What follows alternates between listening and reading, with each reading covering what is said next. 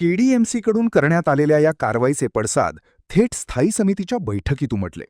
भाजप नगरसेवक मंदार हळबे यांनी अधिकाऱ्यांना चांगलेच धारेवर धरत कारवाईवर सवाल उपस्थित केले. हळबे यांनी म्हटले की थकबाकीच्या प्रकरणात गाळे सील करण्याचा अधिकार महापालिकेला असला तरी केवळ एका फेरीवाल्याच्या तक्रारीवरून थेट कारवाई करणे योग्य नाही. संबंधितांना आधी नोटिसे देणे आवश्यक होते, असेही त्यांनी स्पष्ट केले.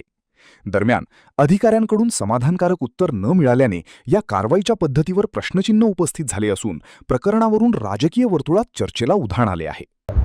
मुळात विषय असा आहे की एका फेरीवाल्याच्या तक्रारीवरनं वॉर्ड ऑफिसरने गाळा जाऊन सील केला. वास्तविकता वॉर्ड ऑफिसरचं जे काय म्हणणं होतं की तो गाळा इलिगल आहे किंवा काय, तर त्या पद्धतीची त्यांनी 207ची नोटीस देऊन जी काय DPL फॉलो करायला पाहिजे करून त्यांनी कारवाई करायला हवी होती. एका गाळ्याचं बांधकाम नव्हतं चालू की जे जाऊन त्यांनी तोडलं. हे दबाव तंत्र आहे फेरीवाल्यांच्या माध्यमातून. त्याच्यावर पूर्ण दबाव त्यांनी जी काही उत्तरं सभागृहात दिली त्याच्यावरून पूर्ण लक्षात येतं की तो पूर्ण दबावाखाली बोलत होता. त्यामुळे त्यांनी दबावाखाली काम न करता जे योग्य काम आहे ते त्यांनी करायला पाहिजे, हे आमचा त्यातला मुद्दा होता.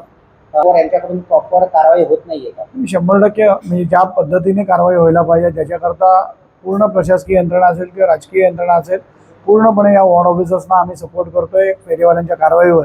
पण त्या पद्धतीची कारवाई किंवा त्या दर्जाची कारवाई प्रभाग क्षेत्र अधिकारी भरत पवार यांच्याकडनं होताना दिसत नाही, ही वस्तुस्थिती आहे.